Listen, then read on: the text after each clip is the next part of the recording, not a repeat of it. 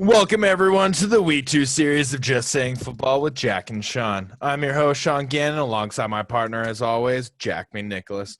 We're here to bring you news, notes, weekly updates, and game analysis of your favorite teams each week. If you have not had the chance, go and check out our website at justsayingfootball.com and follow us on Instagram for our latest updates on articles and videos.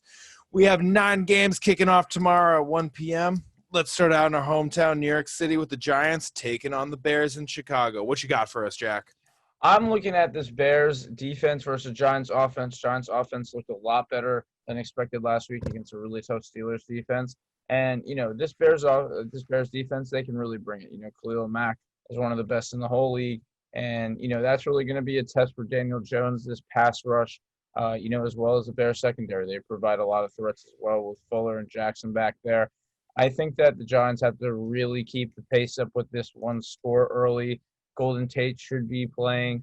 He's on track to play. So I believe that him, Slayton, Shepard, Ingram, if they can all get their routes right, they can get themselves separated from these tough Bears defenders, then the offense will really open up. Daniel Jones will really be able to do his thing. Saquon will get a lot more production than we saw last week against the Steelers. Yeah, speaking on Saquon, 6 yards is not going to cut it against this Bears defense. No. The Bears gave up 138 total rushing yards last week, and 93 of them went to an aging GOAT in Adrian Peterson. So I hope that Saquon Barkley is able to muster over 10 yards. Let's hope that he gets into that double digits. But I think that for the passing game of Daniel Jones to be really, really good, that run game needs to be there. It was not there whatsoever for them last week against the Steelers. It made this offense really one-dimensional through a lot of the game and forced them to pass a lot of the time when they weren't able to get things going. Khalil Mack is much better than TJ Watt and Bud Dupree. No disrespect. He just is one of those players that is once in a generation. Absolutely. They are not only going to need to be able to block him, but to be able to run away from him pretty much all the time, because you cannot run the ball directly at Khalil Mack and expect to get away from him. Yeah, that's going to be the whole challenge for them, really. And they're just going to have to fight for it tomorrow. Like last season they had an overtime game. So this year I'm really hoping that they can, pull one out.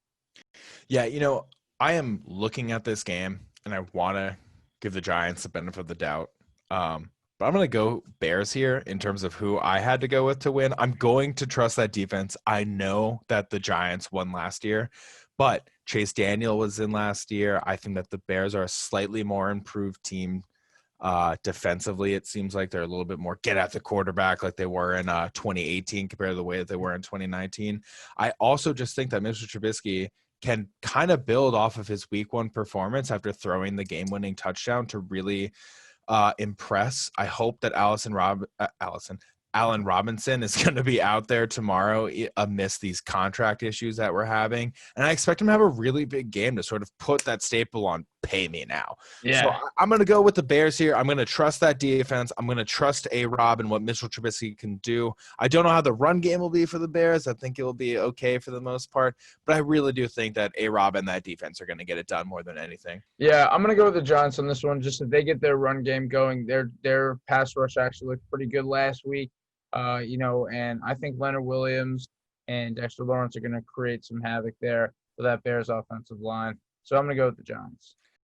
All right. Well, I disagree with you. And moving on to an NFC East rival, we got the Dallas Cowboys facing the Atlanta Falcons. Yeah. Your thoughts here? I mean, I love the Falcons offense. I just love how they can, really attack other opposing secondaries with Julio Jones, Calvin Ridley. However, last week, Seattle actually gave their secondary a rude awakening. And, Dallas has weapons as well. So I'm looking for a big passing game from Dak Prescott. He really got Ezekiel Elliott involved there last week, as he should. And, Atlanta's defense is going to have to be able to hold up with them. We saw the middle of Dallas's offensive line missing Travis Frederick. Of course, they're playing Aaron Donald of the Rams, who's one of the best in the whole business. But they're going to have to make sure that they can solidify the middle of that offensive line, keep Dak upright, and let him do his thing. Yeah, I think you're absolutely right. I think it's really going to come down to that middle of the offensive line and what are they going to be able to do to slow down Grady Jarrett. I just think he's one of the best defensive tackles in the league. He's Yeah, going to get after the quarterback. He's going absolutely. to disrupt in the run game.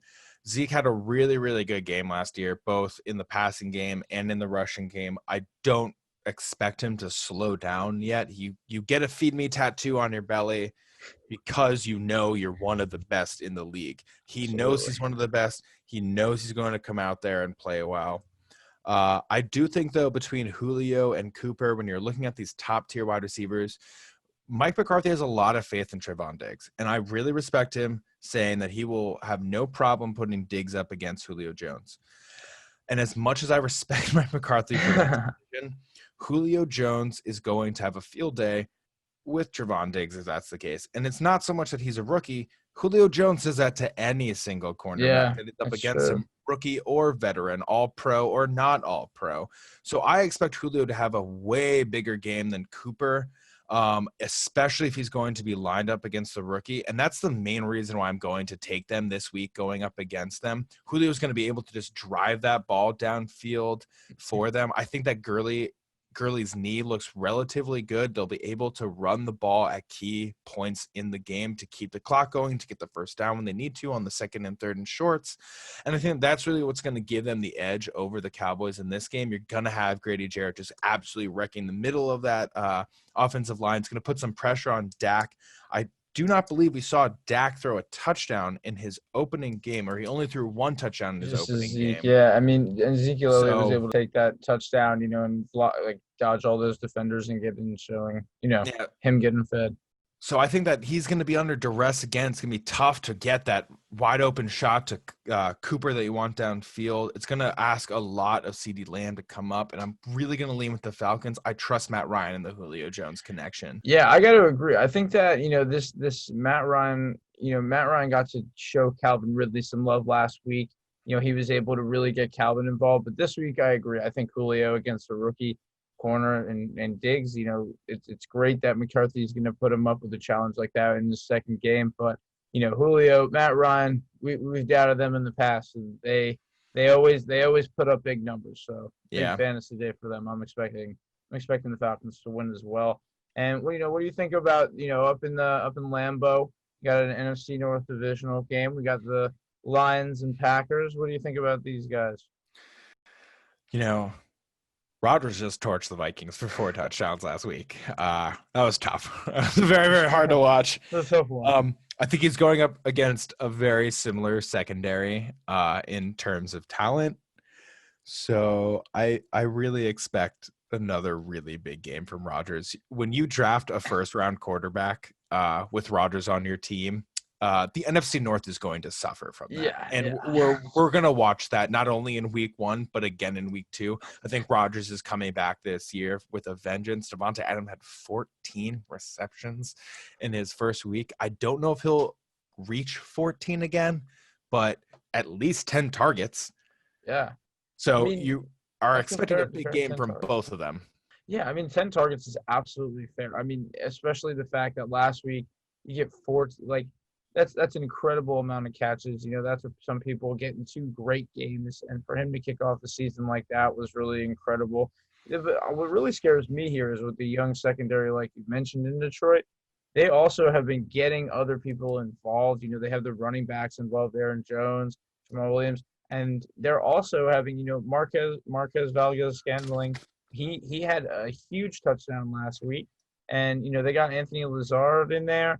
They have guys coming in to try and they're just trying to spread the ball out a little more. If they can get those guys more involved, Detroit is in big trouble.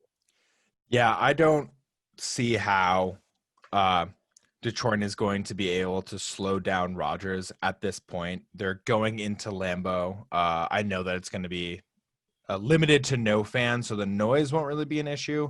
But Rodgers does not really lose often in Lambeau, and it's not something he's going to start doing up against the Lions this week. I expect him to come back off of a 4-touchdown game against the Vikings and throw easily for another 3. Although the one person I think is going to have a really big bounce back game is going to be DeAndre Swift. He dropped the game-winning touchdown, essentially losing the game from the Lions last week. And it's easy to be like, you're bad, blah, blah, blah, whatever that may be. But fact of the matter is he's a rookie coming in. It's a very, very high stakes situation that week one, and a lot goes on in your mind. I expect him to be a really, really good player. I think that he is going to have a really big bounce back game. I expect him to be really utilized in the pass catching game for the Lions and not just used in the run game.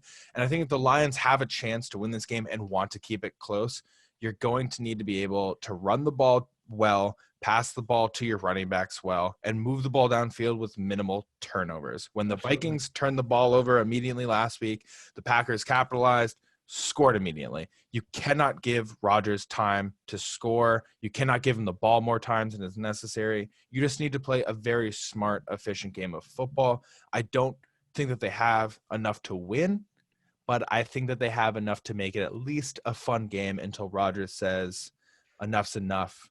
Touchdown, touchdown, touchdown. Yeah, and I mean, we both have to take the Packers based on their performance last week against Minnesota. And Minnesota this week, they are going to Indianapolis, play the Colts. You got two teams with great run games. And, we're just wondering here, we have to see who's going to really it's going to be Dalvin versus the Colts committee here in the backfield. They're just going to have to control the clock. Two really good defenses. And I know you're excited for your team in this matchup. I'm always excited when the Vikings play. Love them. I'm worried this week though. Cam Dantzler, our rookie, is out. He played the most snaps of all Viking cornerbacks at 64 snaps. He has a rib injury, so we are going to be missing him this week, which is a huge loss for the Viking secondary that is already so slim. The plus side is that Yannick Ngakoue has played the Colts many times over his career at Jacksonville. Twice a So year. I expect him to get after Phillip Rivers. He is a slow-moving quarterback. They did not notch a sack in week one. They let Rodgers do whatever he wanted to do. If the Vikings have a chance at winning this game, you have to get after Phillip Rivers, do what the Jaguars did, and force turnovers. That's going to be the name of the game. Make Phillip Rivers uncomfortable, make him force a turnover. That's what's going to be their recipe for winning. And we saw it last week. Like once this Indianapolis team kind of took a lead, they slowed down a lot, and they gave the Jaguars an unexpected victory last week. They came in as underdogs, and they tore this Colts team up. We expected a lot of these guys. The Colts in the beginning of the season, we expected a lot. Last week, it could have been just they haven't had the preseason to prepare. It's a new quarterback, and Phillip Rivers, and he likes to do things his way. You saw him doing a lot of dump off passes. We expected a lot of different things from this offense. And this week, if they're going to beat Minnesota and this defense, they're going to have to run the ball. They're going to have to, get the ball out quick. I try to attack this secondary because the first two levels of that Vikings defense are brick walls. They are hard to get through. And, rookie Jonathan Taylor is going to have a tough time running through those guys, especially with Ngakoue there. He knows how to play Quentin Nelson on the offensive line. And, he's one of the best interior guards in the whole league. So if Yannick Ngakoue can get through, he's going to be able to really make a huge impact on this game, like you said. Yeah, I think one of the things the Vikings are going to need to do this upcoming weekend tomorrow is find that rushing identity on offense. It really did not seem like they had it. Both Madison and Cook, for the most part, ran well, but it felt like they never really seemed to have that play action that Kirk Cousins did so well in 2019. Yeah. It just felt like, although Cook had 2 touchdowns, it's awesome for fantasy and all that stuff, he didn't really break off for those long 20-plus yard runs that we saw. And I think that if they're going to find a way to win, it has to be through that rushing identity. And if they don't find their offensive identity this week at Indianapolis, I would hit the panic button a little bit in Minnesota. I would begin to start to worry. Our defense is now young in that secondary, and we don't have an offensive identity. It's a very, very dangerous game to be playing in the NFL, especially when you're in a division that has Matthew Stafford and Aaron Rodgers. These are 2 really pass-heavy quarterbacks that are really, really good at throwing the ball. If I'm the Vikings and we're not able to walk away with a win, and I don't think we're going to this week, sadly, I would begin to hit the panic button. As a Vikings fan about to possibly be 0-2, I'm panicking right now. Yeah, I mean, I have to disagree. I have to go with your team on this one. I think that this week they really feed Dalvin correctly, they give him the amount of opportunities necessary, and they get him going early. Essentially, last week they had some issues in the first half, turnovers, and that when you're behind like that, you can't go into the second half and start running the ball. You have to pass the ball. Also, with Kevin Stefanski not there anymore, that play action isn't a huge part of the arsenal anymore, but it's one of the best things Kirk Cousins utilizes. So if they are going to win, they utilize that play action pass, and they play to their players' strengths and go in, as an offensive unit, one offensive unit. I think that they can beat this Colts team. And, we have, that's great, but, it's all about the defense. That's all it's going to be for both these teams at the end of the day. If they can stop each other's run games, that's like the main point. And, one of the best people that we saw last week stopping at offense was the Bills. And, this week they go down to Miami. And, they're going to have to go stop Fitzmagic with this incredible defense that they have, over in Buffalo that they have built.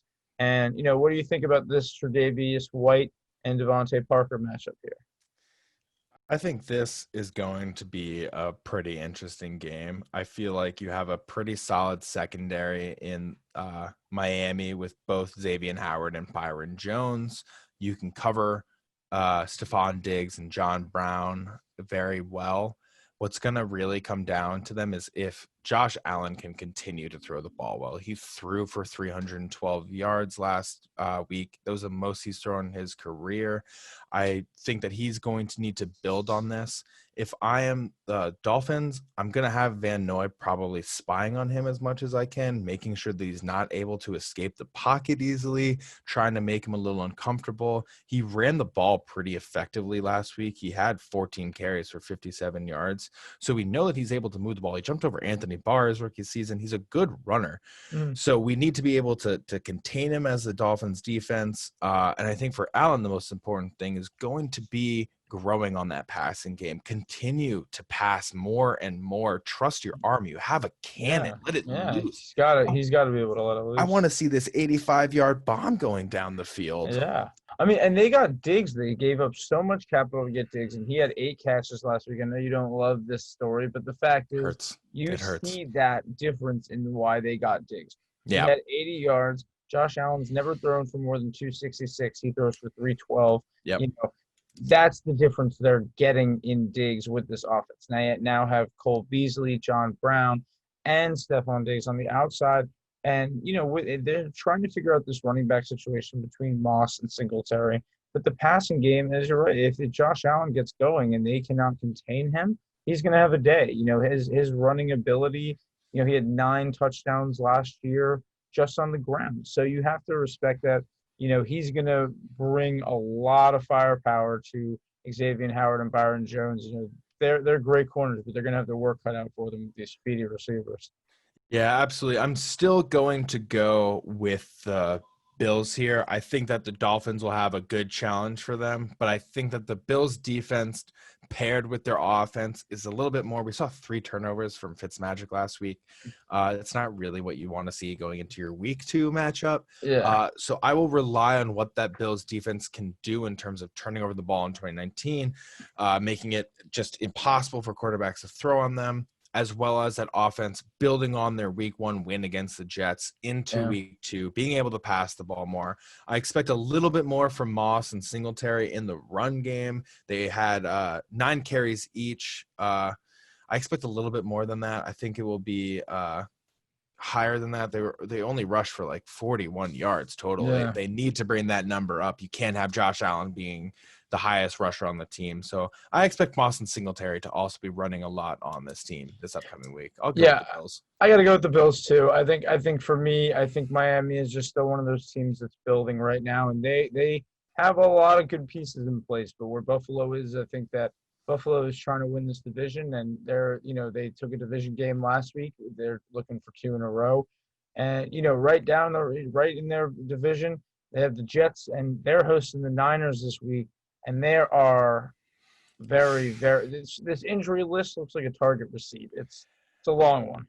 I know it's a lot of injuries coming into this week. Just on the 49ers side, we got Sherman going to IR, Deebo Samuel is hurt, Kittle's hurt, Witherspoon is hurt, Jason Verrett is hurt.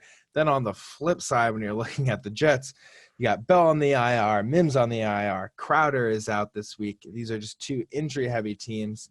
I'm still going to go the 49ers.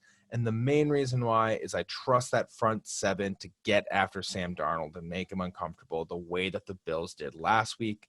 I think that he is completely depleted in terms of weapons. Jamison Crowder was the one that got him that really, really long touchdown last week. He's not going to be out. He's not going to be there, Jamison Crowder, this week. It's going to be really, really hard for Darnold to get going. They're going to rely heavily on Frank Gore. But with the front seven of the 49ers, you just got to respect them and what they've done. Yeah. They may have lost in week one, but you have to respect what they have done with that front seven and what they continue to do by getting after the quarterback. Yeah, I mean, for me, I think they're just going to control the game with all these receivers. So they're going to control the clock with Mostert, Coleman, McKinnon. And I think for me, this is an open and shut case. I think that, San Fran takes this. I think that the Jets, they're just too banged up. I don't think that, they're able to really do this with, Rashad Perriman, Chris Hogan, playing for them. And I just don't see those guys being receivers that cover this week. Hey, with Sherman out, anything's possible. But, I think that the Niners have a game plan in place with all of these guys hurt. They're really just going to try to run the ball. And, that for me, I think that's a lock. Definitely San Fran for me. If you're a Mostert owner in any fantasy league, I'd be really, really happy about this week's matchup. I'm expecting a lot of carries. I'm expecting maybe 2 touchdowns from him, 1 in the passing, 1 in the rushing, maybe 2 in the rushing. I don't know. But my question for you before we go on to the next game is, Brandon Ayuk is back. It looks like he's going to be getting the start with all the injuries. How do we feel about this first-round rookie coming in this week? How do you think he's going to do against the Jets defense? I mean, I try to look at it from a fantasy perspective, and I think that with Debo out, you're going to use the speed of this kid Ayuk. He's fast. He is able to use in the passing game and the running game that they use with receivers. They are able to make so many creative plays. I see him getting a good amount of yardage. I actually can see him getting a touchdown this week in fantasy. He's definitely somebody to keep and stream for your bench. If he has a good breakout week, he could be a great dynasty guy for an offense like this with high scoring potential. But yeah, definitely. I would say that he has a great week. I would look for him to have at least 5 catches because just the targets need to go around. And with him being the first round pick, I see him having more targets than Dante Pettis, Kendrick Bourne. I like it. I'm hoping Ayuk does well in his week 1 debut. Absolutely. But moving on, we got the LA Rams at the Philadelphia Eagles. The Eagles struggled offensively last week, letting up 8 sacks. What are your thoughts on this game? I think that they are going up against a tough defensive line this week. Last week, Dallas has a good offensive line. They lost Travis Frederick in the offseason, but they struggled last week with Aaron Donald. And Aaron Donald is not going to slow down week 2. He was happy they got the win last week, and they're able to hold that Dallas offense to 17 points. I can only imagine what they're going to do to this Eagles offense. I'm kind of nervous for Philly due to the fact that they've had injuries in the past. And last week, it seems like their injury bug started to come back. This offense didn't really click as we would hope. A lot of people were hoping for a big week 1 from Carson Wentz. But, they didn't really get that. And I think that Aaron Donald and company, I think Jalen Ramsey is going to have a great day locking people down on that Eagles wide receiving core. And I just see, for me, I just see the Rams coming out with this one when they go to Philly. I absolutely agree with you. I think the Rams are going to get this one done. Eagles get a huge boost the second week. They are going to get Lane Johnson, and they're going to get Miles Sanders back. So I expect a slightly more balanced game from them. I don't expect 8 sacks to be given up the way that it was given up against Washington last week.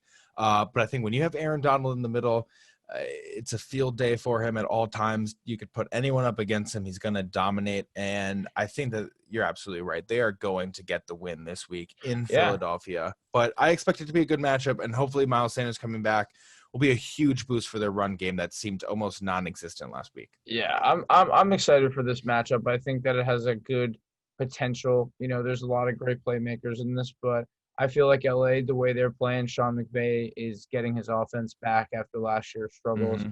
And I think that it's just for me, one of the problems that I have with Philly is last week, beyond all the injuries, they just didn't look like they did when they were at their best a couple of years ago. Carson didn't really look like he was clicking. Hmm. But I hope that they can improve on that. They're a team that just needs to kind of figure it out right now, and the Rams being up week 2 is a tough matchup. Yeah, couldn't agree with you more there. Moving on, we got Denver at Pittsburgh. And I That's a love tough. That's a tough defense. they got tough defenses all around, and this is going to be a high altitude game. And even though it's not in Pittsburgh, it's not in Denver, it's in Pittsburgh, and it's going to be a high altitude game because there's going to be a lot of passing. I see, I see both these quarterbacks throwing a lot, and Melvin Gordon, he looks great, but with Lindsey not there, I think they're going to try to utilize him in the pass game. They have Cortland Sutton hopefully coming back this week. KJ Hamler hopefully coming back this week. Got to see Jerry Jeudy and Noah Fant last week in Yeah. this offense. But I honestly, I see a Big Ben game. A lot of yards, a lot of yards through the air, and I just love the potential that this game has. There's going to be a lot of scoring, even though great defenses on both sides. With Big Ben back, obviously it makes the Steelers a playoff competitor. Last season, they would have made the playoffs under the new 17 playoffs. This season, had it been implemented last, I think with Yeah. Big Ben, they're just a better team. He looked really crisp in his week 1 debut against the Giants. They have some key injuries out on the Broncos side, including AJ Boye and the back end for their defense and Philip Lindsay. I'm going to go with that Steelers defense. I think that Ben Roethlisberger is going to be able to pick them apart. Snell looked really good running the ball in week 1 against the Giants. So if James Conner, although healthy, for whatever reason gets injured midway through the game, they can still easily rely on their run game without having to worry about a back being able to not pick it up. So got to go Pittsburgh here. That defense and offense just looks really, really good. I expect them to be a competitor in the AFC North. And if I'm Baltimore, I'm circling those 2 matchups this year as some key Absolutely. games. And if I'm a fan, I'm really going to tune into those games with these top tier defenses against these top tier offenses. It's going to be 2 really, really great games later on. But Pittsburgh against Denver, got to go Pittsburgh here in that defense more than anything. Yeah, I got to go Pittsburgh as well. Like you said, the defense, they got Joe Hayden, Minka. Just on the front 4 guys, they got Watt, Dupree, Stephon Tuitt, Cam Hayward. These guys are stacked. They got Devin Bush in the middle, and they're able to just they saw it with the Giants last week. They're able to like work together this defense to help each other make incredible plays. And I just see Drew Lock in year 2. I have big hopes for him. But this is a really tough matchup. Travel over to Pittsburgh. Pittsburgh gets they get to come and enjoy their hometown, and they're ready. They're ready this week. And I think Big Ben, like you said, it's just he looks crisp. You can't doubt him when he looks like that. When he plays the way he played last week, he had the offense go, and that's hard to bet against the Steelers. Yeah, it's really, really difficult. Moving on, we got Carolina at Tampa Bay in an NFC South divisional matchup. Is Brady about to go 0-2 to start his career in Tampa Bay? It's looking like this game is a tough like balance beam. If it was on a balance beam until Sunday at like 1 o'clock, it's literally going to be back and forth because with the way Brady played last week, I felt that the Saints played really well, but they lost. And the way Carolina played last week, they played better than I expected them to. So for Tampa to play worse than I expected and have no Godwin this week, it's going to limit them. And I really do wonder how the Bucs are going to contain McCaffrey. We heard all summer about how the Bucs have a great defense to balance this offense. Last week the offense was hurt and banged up. Mike Evans was limited, and it limited the offense. Now Mike Evans is back this week after being a full participant yesterday in practice. But if the defense cannot help them out, they need to be able to do things. Brady said he left his defense hanging out to dry, but the defense gave up a lot of points to the Saints, and they gave up a lot of big plays. So I'm looking for Tampa Bay to limit the big plays. I got McCaffrey can give Carolina. Yeah, I'm going to give the edge here to Carolina. Uh, there are two big things that the Bucks need to do to win this game if they want to win the game. The first is going to be utilize the tight ends. OJ Howard and Gronkowski had a total of 6 receptions for 47 yards, which is well under what both of them can perform. And if both of them are getting 6 total receptions, 47 yards, that's really dangerous. And the second thing they need to do is you cannot have 9 penalties. There were 9 penalties called against the Bucks that they're leading the league right now. That is unacceptable, especially with the Brady run offense. That is just not going to happen this week. The penalties need to be way less. I'm still going to give the edge here to Carolina. I think it's going to be a surprising upset. Teddy Bridgewater looked really comfortable in the offensive scheme under Matt Rule. I like what Teddy Bridgewater has done throughout his entire career, both with the Vikings and the Saints. I expect him to continue going that. They're going to run the ball through Christian McCaffrey, keep that run game going. He can do whatever he wants also in the passing game. I'm going to give Carolina the edge here, and I think for the first time in a long time for Brady, he's going to go 0-2 in his career. I mean, it could be a tough, you know, battle for them this week. I just don't see them being able to keep up with Carolina if they play well. If Carolina can keep up that defense and the pass rush, how the Saints were able to get to Brady last week and put him under a little pressure.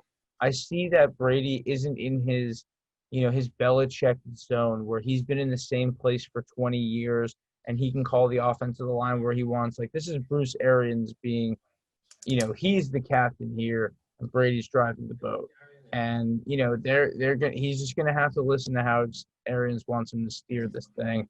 But until then, I may have to go with Carolina on this as well with you. I think that 0-2 is possible. And I think Matt Rule's system in the NFL we saw last week, it actually seems to be transitioning very fine. And Teddy Bridgewater looks comfortable. And, this is going to be a close game, but I think Carolina can slip out with this one.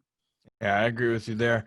Moving on, we got an AFC South divisional matchup with the Jacksonville Jaguars taking on the Tennessee Titans. The Titans didn't really seem to get their run game going. Is Derrick Henry going to be able to get it started this upcoming week? I think that Derrick Henry is just one of those guys that later in the season, he has a lot more productive games. So in the beginning, a lot of fantasy owners and a lot of Titans fans, they worry. They say, oh, he hasn't gotten the touches he needs. He hasn't had, the first game, he didn't come out and get, 30 carries or 30 touches. But the fact is they're going to ease him into this. I see them controlling the clock against Jacksonville. Jacksonville played at a very high pace last week, but mainly because they had to come back. If Tennessee can get that run game going and they can get Henry a nice 100 yards this week, he'll be confident. They can get him involved in the passing game here. They're going to have to do something. There are holes in this Jacksonville defense that they can expose.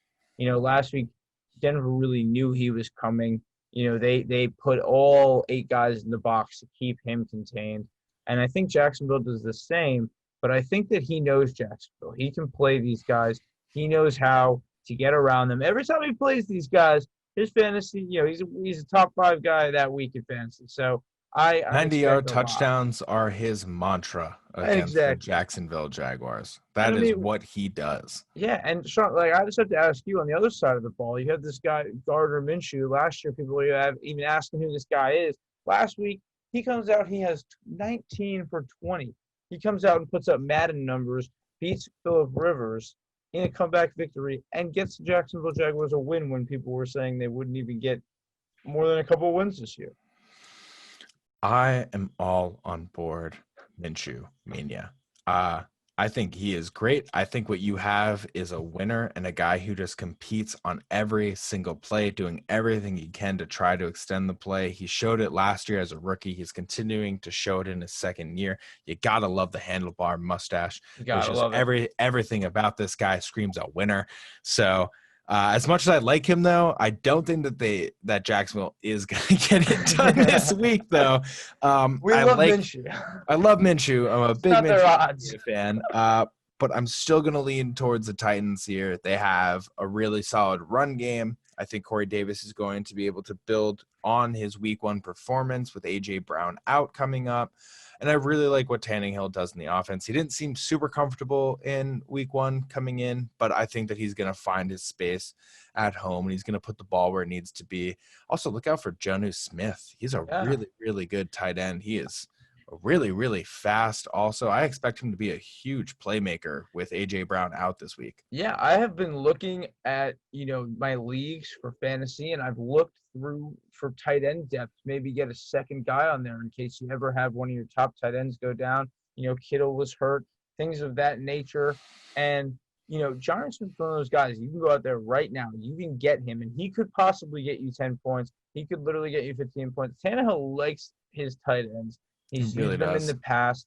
And he was lucky enough that last year A.J. Brown was a receiver that gave him what he needed as a rookie. And, Corey Davis has never played as well under Mariota as he did, honestly, last year when Tannehill took the reins. So if he gets that opportunity to be the wide receiver 1 this week, and if A.J. Brown's gone with all those targets left open, Jonnu Smith and Corey Davis are both going to have good productive days. But fantasy-wise, I think Jonnu Smith is going to be a waiver wire pickup that people need to consider. Yeah, I agree. I think you just got to go the Titans on this one. They just have a good overall run game mixed with their passing. Their play action last week against the Broncos was really, really solid, especially in the beginning of the game. You keep that play action going. Tannehill is not afraid to just tuck the ball in and take it 10 yards for a first down if he needs to. It's a well-balanced team. I like what Vrabel's been able to put together. I think they're going to walk away with a win again in week 2. Yeah, I agree. I think, this one, Jacksonville surprised us last week, but I think Tennessee knows how to play them. I think that Derrick Henry is going to have a great day. He's gonna remind people why he's King Henry. And, this Titans defense, we don't talk about them enough, but they're going to make a difference against this team. I think that they're a little more intimidating than Indianapolis. I think they're not going to let Minshew run and be free. And I think Tannehill has the opportunity, like we said, to boot out with the play action, be a little mobile, create some plays. And, I think that they're going to play them right. They know how to play these guys. So, Tennessee.